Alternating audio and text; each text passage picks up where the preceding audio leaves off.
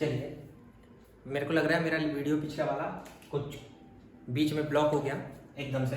चलिए, कोई दिक्कत नहीं है, मैं फिर दोबारा आ जाता हूँ। जो मैं आपको पार्ट बता रहा था रियल नंबर में, इंपॉर्टेंट पॉइंट था ये कि बिना एक्चुअल डिवीजन करे कैसे आप टर्मिनेटिंग डेसिमल का कोई question, terminating decimal P by Q कोई क्वेश्चन बिना डिवाइड करे कैसे पता कर लोगे कि वो कितने डिजिट, डेसिमल के कितने डिजिट बाद टर्मिनेट हो जाएगा, डेसिमल के कितने डिजिट बाद टर्मिनेट हो जाएगा, ये बिना डिवाइड करे सर कैसे पता कर लोगे।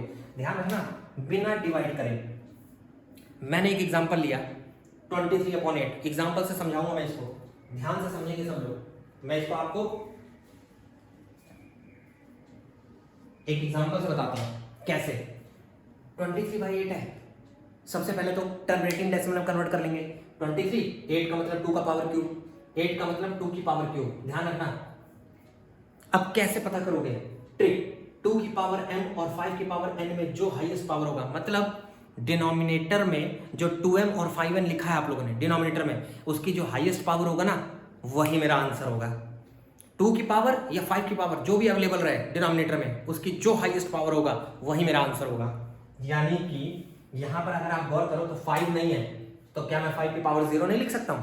5 था नहीं, लेकिन मैंने 5 की पावर 0 लिख दिया, कोई फर्क नहीं पड़ा। तो दोनों में हाईएस्ट पावर कितनी है? 3, highest power is 3, so our answer is after 3 digit it will terminate, after 3 digit it will terminate, 3 digit. देख लो यहां लिखा है पूरा, इसीलिए देखो मैंने डिवाइड करके दिखाया, मैंने आपको डिवाइड भी करके दिखा दिया। देखो 23 को 8 से डिवाइड करके देखिए, 3 डिजिट के बाद टर्मिनेट हुआ कि नहीं हुआ? देख लो आंख खोलकर, 100% छोटी है, 3 डिजिट बाद डिवाइड होगा टर्मिनेट, पक्का।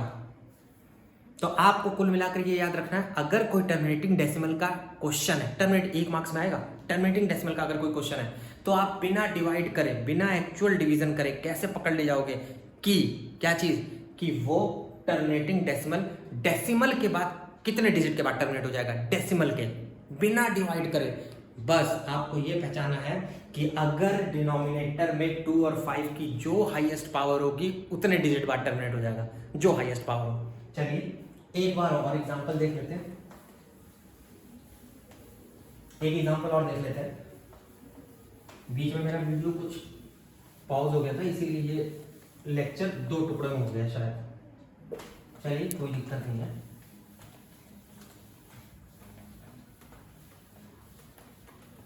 छोटा लेक्चर भी बनेगा तो भी हमें क्या करना है, आप लोगों को बस चीज समझ आनी चाहिए। चलिए देखते हैं मैं क्या बताने की कोशिश कर रहा हूँ एक और एग्जांपल से।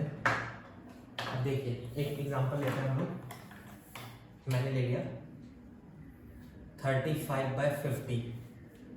लेट अस सपोज दैट 35/50 ये टर्मिनेटिंग डेसिमल का एग्जांपल है। चेक कर लें, पहले देख लेते हैं, फिर डिजिट बताऊंगा मैं। पहले तो ये कुछ सिंप्लीफाई हो रहा है, मुझे लग रहा है सिंप्लीफाई हो रहा है। देखो मैंने कर दिया, मैंने सीधे सीधे दिमाग लगा दिया, देख लो कर दिया। अब सर हाईएस्ट पावर दोनों की 1 है, यानी after 1 digit it will terminate. 100% एक डिजिट के बाद ही टर्मिनेट हो जाएगा। क्यों? इत्तिफाक, 2 और 5 दोनों की पावर 1 ही है हाईएस्ट, खत्म, तो कोई दिक्कत नहीं है, फिनिश हो गया। दिखा भी देता हूं, 7, 10 डेसिमल 0 बढ़ाया 70, 0, एक ही डिजिट आया डेसिमल के बाद, डेसिमल के बाद एक ही डिजिट आया, देख सकते हो आप, यानी एक डिजिट के बाद टर्मिनेट हो गया। चलिए कोई दिक्कत नहीं है, हो सकता है आपको लगे मैंने बहुत आसान ले लिया, बहुत आसान ले लिया ना, कोई घबराने की जरूरत नहीं है, मुश्किल उठाते हैं थोड़ा सा। चलो एक और एग्जांपल,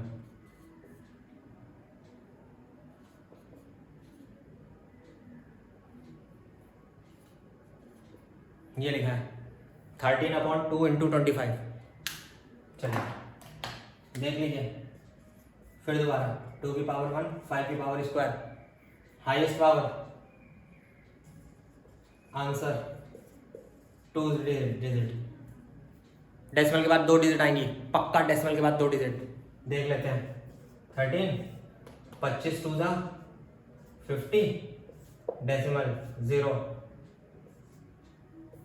2 टाइम्स 100, 300, 6 टाइम्स 0, चेक कर लो डेसिमल के बाद 2 डिजिट, चेक कर लो डेसिमल के बाद 2 डिजिट 100%, बिना डिवाइड करे। ये तो मैं तुम लोग चेक करके दिखा रहा हूं, बिना डिवाइड करे, मैं डिवाइड ही नहीं कर रहा हूं, तो डायरेक्ट बता दिया, देखो 2 डिजिट बाद सीधे सीधे। चलिए नोट कर लीजिए, फिर आते हैं अगले डाउट पे।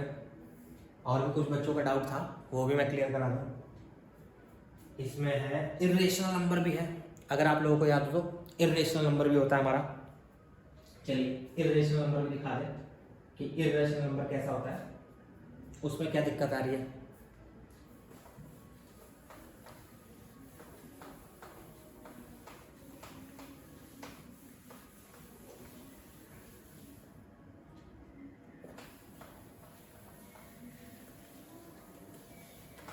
चलिए जरा इर्रेशनल नंबर देख लेते हैं, ध्यान से देखिएगा। इर्रेशनल नंबर, आप लोगों को इर्रेशनल नंबर के बारे में भी पता होगा डेफिनेशन। चलिए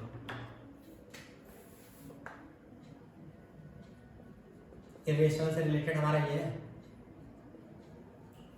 ये बहुत लोगों को दिक्कत आ रही थी 9th क्लास में भी, 10th में भी है।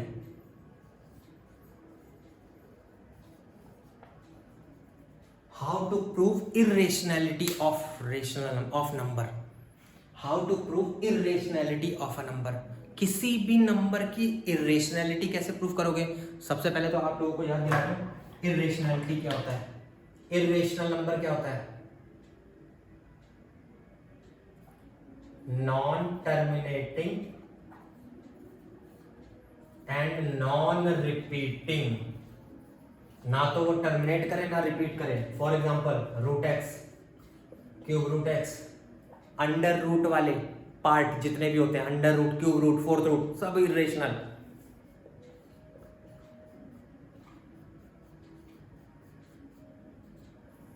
Irrational, non terminating, non repeating.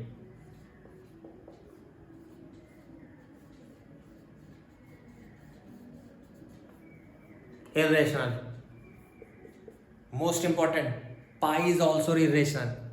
एक पॉइंट बता दूं कंपटीशन के लिए, pi is irrational, pi irrational होता है। कईयों को डाउट होगा, नहीं सर पाई 22/7, गलत है, पाई 22/7 नहीं होता है, सिमिलर टू 22/7 होता है। पाई की वैल्यू लगभग 22/7 के बराबर, लगभग बेटा, एग्जैक्टली नहीं होती है, लगभग सिमिलर। ये तो है रेशनल और ये आप बता रहे हैं सर इर्रेशनल। बिल्कुल, कभी पाई की वैल्यू खत्म ही नहीं होती है, डेसिमल के 50, 60, 70 कितने डिजिट तक निकालते चले जाओ, खत्म ही नहीं होगी ना, और रिपीट भी नहीं होगी बेटा, रिपीट भी नहीं होगी। Non terminating and non repeating, non terminating and non repeating, जबकि 22/7 का आंसर रिपीट होने लग जाता है 7 डिजिट बाद ही, 7 डिजिट बाद ही रिपीट होने लग जाता है, देखिएगा कभी। इसीलिए 6 डिजिट बाद, 7 डिजिट बाद, याद रखिएगा। चलिए ये तो मैंने ओवरव्यू दिया है, ये मैंने ओवरव्यू दिया है। अब आप इर्रेशनैलिटी कैसे प्रूव करोगे, कैसे किसी नंबर का इर्रेशनैलिटी प्रूव करोगे। चलिए तो इर्रेशनैलिटी पे कोई ज्यादा बढ़िया डेफिनेशन तो हमारे पास मिली नहीं, खाली हमें ये पता चल गया सर जो नंबर p/q फॉर्म में ना हो, p/q फॉर्म में नहीं होगा तभी तो मैंने कहा p/q लिखा, वह इर्रेशनल है, यही तो मतलब निकल के आया। तो अब p/q में नहीं है तो कैसे हम मान लें, मतलब कैसे मेरे को कोई क्वेश्चन दे दे, कैसे मैं प्रूव करूं। देखिए एग्जाम्पल, जैसे मेरे को किसी ने बोला प्रूव दैट √2 इज इर्रेशनल, ये आया मेरे पेपर में, क्वेश्चन पेपर में आया prove that √2 is irrational, √2 is irrational.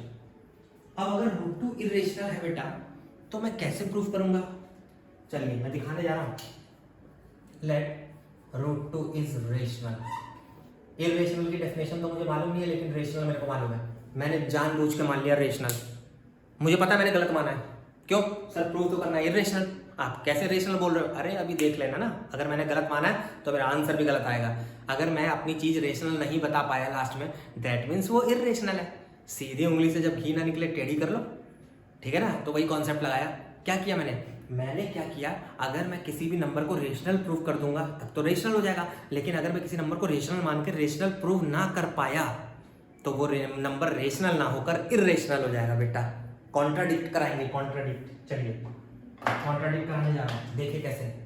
अगर कोई नंबर रेशनल है तो उसको पी बाई क्यू फॉर्म में लिख सकते हैं। Rational number P by Q form, Q को उधर भेज दे रहे हैं, सब लोग ध्यान से देखना, क्यू को उधर भेज दिया तो स्क्वायरिंग बोथ साइड कर दे रहे हैं, स्क्वायरिंग बोथ साइड, ध्यान से देखिएगा, स्क्वायरिंग बोथ साइड।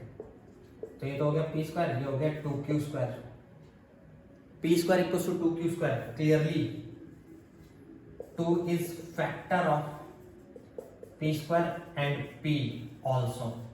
सबको पता है जो 2 है प्राइम नंबर है, वो पी स्क्वायर का अगर फैक्टर है तो पी का भी फैक्टर होगा। मैं फिर से रिपीट कर रहा हूं, अगर 2 पी स्क्वायर का फैक्टर है तो इसका मतलब पी का भी फैक्टर होगा। Euclid's division rule, Euclid's division rule, ये बात याद रखना। Put p equals to 2k, यानी जो p है वो 2k फॉर्म में होगा। याद है यूक्लिड्स डिवीजन के हिसाब से, अगर कोई किसी का फैक्टर होता है तो रिमाइंडर बिकम्स 0, अगर कोई किसी का फैक्टर होता है तो remainder becomes 0। Remainder theorem class 9 10th में यूक्लिड्स डिवीजन में भी सब जगह पढ़ लिया। चलिए इन इक्वेशन फर्स्ट इक्वेशन में पुट कर रहा हूं, ये हो गया मेरा, ध्यान से देखिएगा सब लोग। चलिए यहां कर दिया 4k square equals to 2q square, 2 2 जा 4, यानी q square equals to 2k square. फिर दोबारा ये आ गया, clearly 2 is factor of q square and q both.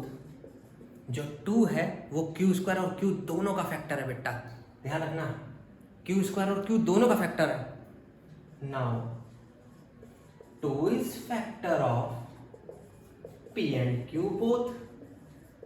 आपने गौर करा, 2 तो सर आप बता रहे हो p का भी फैक्टर है, 2 आपका q का भी फैक्टर है, 2 p और q दोनों का फैक्टर है, दोनों का। Hence HCF of p and q is 2, HCF of p and q is 2। अब आप गौर करो, रेशनल नंबर की डेफिनेशन होती है p और q का HCF 1 होना चाहिए। पहला ही मैंने स्टार्टिंग में लिखा है वर्ड, p और q रेशनल नंबर अगर है तो HCF 1 होना चाहिए। अगर p और q का रेशनल नंबर बन रहा है तो HCF 1 होना चाहिए, 2 आ रहा है।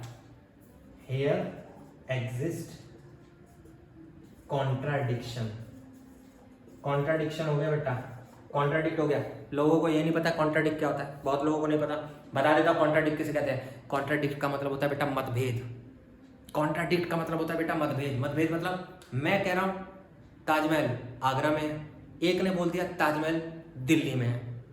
अब थर्ड पर्सन ने एक से सुना, उसको पता नहीं कहा है, वो एक ने बोल दिया ताजमहल आगरा में है, एक ने कह दिया ताजमहल दिल्ली में है, और वो कंफ्यूज हो गया, अब वो किसकी बात माने। तो यानी कि यहाँ दोनों को कॉन्ट्राडिक्ट है, भले उसे सच्चाई नहीं पता कि ताजमहल कहाँ है, बस वो सुन रहा है दोनों की स्टेटमेंट, तो वो जज ही नहीं कर पाएगा कौन ट्रू है कौन फॉल्स। हो सकता है दोनों गलत बोल रहे हो, हो सकता है दोनों सही बोल रहे हो, या हो सकता है एक गलत एक सही हो। ठीक है, दोनों सही कैसे हो सकते हैं, दिल्ली और आगरा अलग अलग, तो बहुत सारी गड़बड़ हो रहा है। तो इसको कहते हैं कॉन्ट्राडिक्ट करना, कोई तो दोनों में से झूठ बोल रहा है, या हो सकता है दोनों झूठ बोल रहे हो, दोनों सच तो नहीं बोल रहे, क्योंकि एक कह रहा है आगरा में, एक कह रहा है दिल्ली में, तो फंस गया मामला। तो वहां आता है कॉन्ट्राडिक्शन। तो वही चीज है बेटा, here exist contradiction, hence √2 is irrational. तो इसका मतलब जो √2 है वो रेशनल नहीं है। So our assumption is wrong, या मैं बता भी देता हूं एजम्पशन इज रॉन्ग। तो हमने जो माना था ना वो एजम्पशन रॉन्ग हो गई बेटा। So our assumption is wrong, हमारी एजम्पशन जो है वो रॉन्ग हो गई है, हेंस √2 इज इरेशनल, इस वजह से √2 इरेशनल है। चलिए देख लीजिए पूरा सीन, बहुत सिंपल था बेटा, बहुत सिंपल है ये। चलिए अब आपको मैं यहां से बता दूं, अब सपोज दैट पॉइंट, जो समझने वाला पॉइंट है वो ये, क्वेश्चन पेपर में √2 की बजाय सर √3 आ जाए, √4 आ जाए, √3 आ जाए, √5 आ जाए, √7 आ जाए, √6 आ जाए, आप इन सब का कैसे करके आओगे। अगर ये आ गया, जहां जहां 2 है 2 की जगह 3 लिख दो, 3 पे करते चले आओ पूरा, बस आपको मैंने 2 का बता दिया, तो क्या मैं 3, 5, 7, 6 का भी बताऊं? एक ही तो हो जाएगा। जैसे 2 का सर समझा है वैसे 2 की जगह 3 रख के देख लेना, स्क्वायरिंग करने में 9 हो जाएगा, फिर ऐसे करके सॉरी √3 का स्क्वायर 3 हो जाएगा, उसको पुट कर लेना। एक ही प्रोसीजर चलेगा, प्रोसीजर सेम है बेटा हर एक में। हाँ, इसमें अधिकतर पूछा कैसा जाता है वो एग्जांपल दिखाता हूं मैं आपको, नोट करो इसको।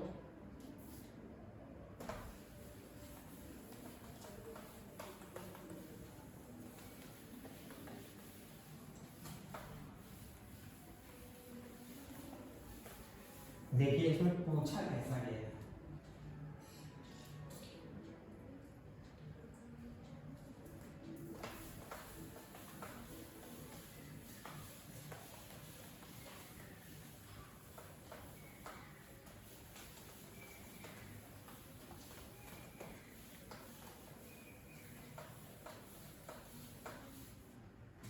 चलिए, आप सब लोग जितना ज़्यादा से ज़्यादा मेरा लेक्चर शेयर करेंगे और भी स्टूडेंट्स का भला होगा। तो अगर आपको पसंद आए प्लीज़ सब्सक्राइब जरूर करिए, जिन्होंने अभी तक नहीं करा है। बस आपको एक बार सब्सक्राइब करना है, बेल आइकन पे प्रेस करना है। बेल आइकन पे प्रेस करेंगे तो आपको हमेशा मेरा वीडियो मिलता रहेगा कि मैं नया वीडियो डाल रहा हूँ। एक ही बार सब्सक्राइब करना होगा और बेल आइकन पे जरूर प्रेस कर लीजिएगा, ताकि आपको मेरे और आगे आने वाले वीडियोस भी पता चलते रहें। ठीक है, मैं बहुत फ्लो में कोशिश कर रहा हूँ कि जितना ज़्यादा हो सके। चलिए अब स्टार्ट करते हैं इस टाइप का। अब देखो क्वेश्चन क्या पूछा, prove that 3 - 2√5 is irrational if √5 is irrational। चलिए, अब बोर्ड एग्जाम में ये क्वेश्चन आ गया, बोर्ड के एग्जाम में, prove that 3 - 2√5 is irrational if √5 is irrational। अब कैसे प्रूव करा जाए? Very simple, let 3 - 2√5 is rational, फिर वही कॉन्ट्राडिक्शन, मैंने मान लिया रेशनल, तो अगर रेशनल माना है तो P/Q में लिखेंगे बेटा। अब यहां से मैं आपको तिकड़म बताऊंगा। आप यहां बोला √5 इज रेशनल, इसमें कहीं √5 छपा हुआ है, √5 को अकेले रखो, बाकी सब एक तरफ कर दो। √5 अकेले रखो, बाकी सब एक तरफ कर दो।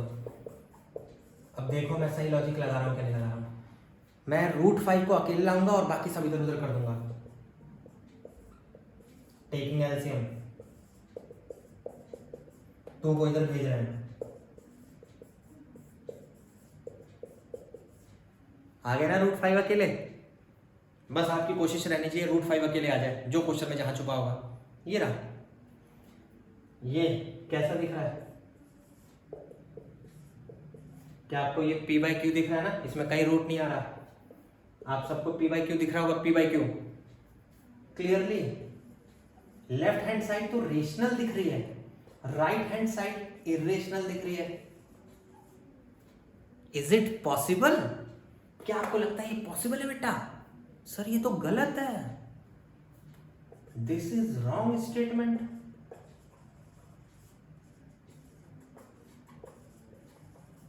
सो अवर assumption इज रॉन्ग,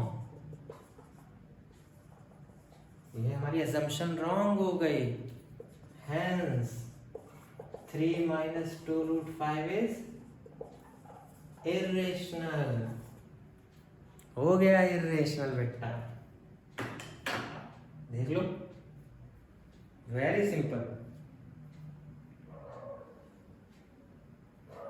इस तरीके के आप बहुत सारे क्वेश्चन कर सकते हो, इस तरीके के ऐसे बहुत क्वेश्चन पूछे गए, बहुत सारे क्वेश्चन। बस ये इंपॉर्टेंट है, ये देखो √5 अकेले लाओ, जिसकी बात की होगी क्वेश्चन ने उसको अकेले ले आओ, बाकी सबको उधर।